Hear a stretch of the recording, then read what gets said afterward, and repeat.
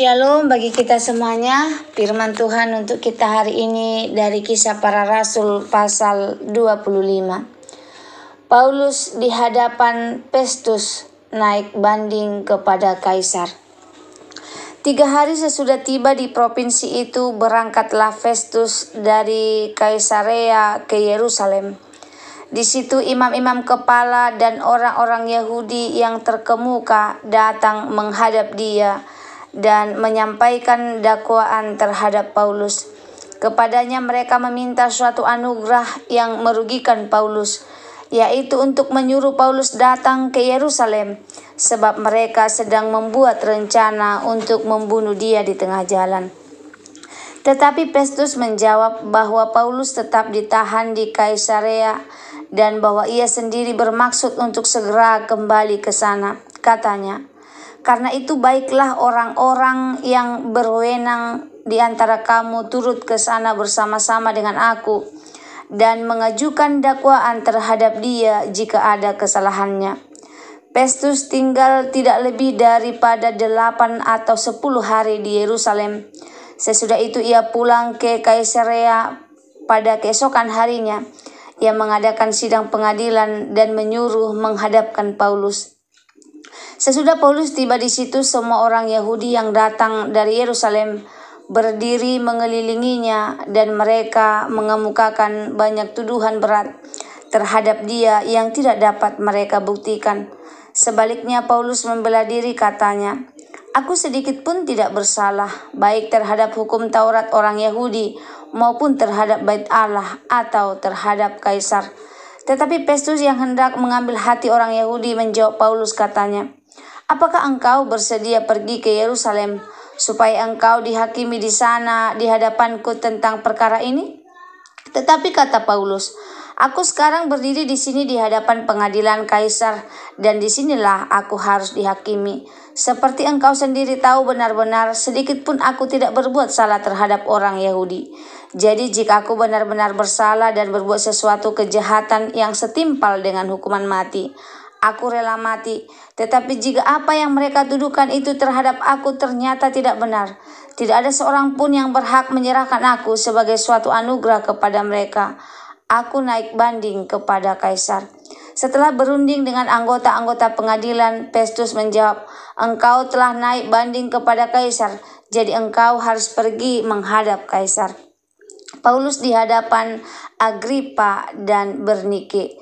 Beberapa hari kemudian datanglah Raja Agripa dan Bernike ke Kaisarea untuk mengadakan kunjungan kehormatan kepada Festus. Karena mereka beberapa hari lamanya tinggal di situ, Festus memaparkan perkara Paulus kepada raja itu, katanya, "Di sini ada seorang tahanan yang ditinggalkan Felix pada waktu ia pergi. Ketika aku berada di Yerusalem, imam-imam kepala dan tua-tua orang Yahudi mengajukan dakwaan terhadap orang itu dan meminta supaya ia dihukum. Aku menjawab mereka bahwa bukanlah kebiasaan pada orang-orang Roma untuk menyerahkan seorang terdakwa sebagai suatu anugerah sebelum ia dihadapkan dengan orang-orang yang menuduhnya dan diberi kesempatan untuk membela diri terhadap tuduhan itu. Karena itu mereka turut bersama-sama dengan aku kemari. Pada keesokan harinya aku segera mengadakan sidang pengadilan dan menyuruh menghadapkan orang itu. Tetapi ketika para pendakwa berdiri di sekelilingnya, mereka tidak mengajukan suatu tuduhan pun tentang perbuatan jahat seperti yang telah aku duga. Tetapi mereka hanya berselisih paham dengan dia tentang soal-soal agama mereka dan tentang seorang bernama Yesus yang sudah mati, sedangkan Paulus katakan dengan pasti bahwa ia hidup. Karena aku ragu-ragu bagaimana aku harus memeriksa perkara-perkara seperti itu, aku menanyakan apakah ia mau pergi ke Yerusalem supaya perkaranya dihakimi di situ. Tetapi Paulus naik banding. Ia minta supaya ia tinggal dalam tahanan dan menunggu sampai perkaranya diputuskan oleh Kaisar. Karena itu aku menyuruh menahan dia sampai aku dapat mengirim dia kepada Kaisar. Kata Agripa kepada Festus, "Aku ingin mendengar orang itu sendiri." Jawab Festus, "Besok engkau akan mendengar dia." Pada keesokan harinya datanglah Agripa dan Bernike dengan segala kebesaran, dan sesudah mereka masuk ruang pengadilan bersama-sama dengan kepala-kepala pasukan dan orang-orang yang terkemuka dari kota itu, Festus memberi perintah supaya Paulus dihadapkan. Festus berkata, "Ya Raja Agripa serta semua yang hadir di sini bersama-sama dengan kami, lihatlah orang ini yang dituduh oleh semua orang Yahudi, baik yang di Yerusalem maupun yang di sini. Mereka telah datang kepadaku dan sambil berteriak-teriak mereka mengatakan bahwa ia tidak boleh hidup lebih lama. Tetapi ternyata kepadaku bahwa ia tidak berbuat sesuatu pun yang setimpal dengan hukuman mati. Dan karena ia naik banding kepada Kaisar, aku memutuskan untuk mengirim dia menghadap Kaisar. Tetapi tidak ada apa-apa yang pasti yang harus kutulis kepada Kaisar tentang dia.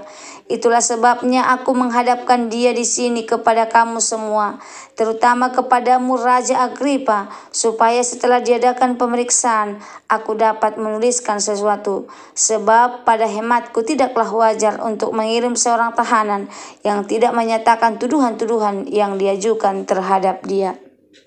Shalom bagi kita semuanya. Firman Tuhan untuk kita hari ini dari Kisah Para Rasul pasal 25. Judulnya tetap berdiri di tengah tekanan. Saudara, pernahkah kita merasa dikepung masalah? Tidak salah, tidak jahat, tetapi tetap disalahkan? Itulah yang dialami Paulus. Dunia ingin menekannya, menyeretnya, bahkan membunuhnya. Namun ia tetap berdiri teguh karena ia tahu siapa yang memanggilnya. Kisah Para Rasul 25 menunjukkan bahwa orang-orang Yahudi memusuhinya. Festus ingin mengambil hati orang Yahudi. Tuduhan dibuat-buat, Paulus tidak diberi keadilan. Tetapi dalam semuanya itu Tuhan diam-diam sedang menggenapi rencananya. Tekanan yang datang secara tidak adil.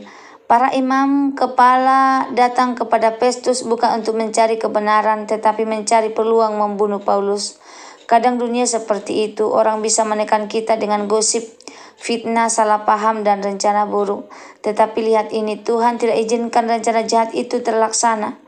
Festus tidak mengirim Paulus ke Yerusalem. Kalau Tuhan belum izinkan, tidak ada rencana jahat manusia yang bisa terjadi atas kita. Tuduhan tidak bisa dibuktikan. Ayat 7, mereka mengemukakan banyak tuduhan berat terhadap dia yang tidak dapat mereka buktikan. Begitu sering dunia menyerang orang-orang percaya tanpa bukti, hanya karena membenci terang yang kita bawa. Tetapi Paulus tenang, ia berkata, "Aku sedikit pun tidak bersalah." Keberanian itu muncul bukan karena ia sempurna, tapi karena ia hidup dalam kebenaran. Hatinya bersih di hadapan Tuhan dan ia tahu Tuhan melihat dan membela. Tekanan politik. Festus ingin menyenangkan orang. Festus bukan mencari keadilan, dia hanya ingin ambil hati orang Yahudi. Banyak keputusan dunia tidak berdasarkan kebenaran, tapi berdasarkan politik, kepentingan, dan popularitas. Tetapi Paulus tidak goyah, dia tidak tunduk pada tekanan politik. Di sini adalah pelajarannya buat kita. Jangan pernah menjual kebenaran demi menyenangkan manusia. Jangan tunduk pada tekanan dunia jika itu melawan kehendak Tuhan. Integritas lebih penting dari penerimaan manusia. Paulus naik banding kepada Kaisar. Paulus berkata, "Aku naik banding kepada Kaisar."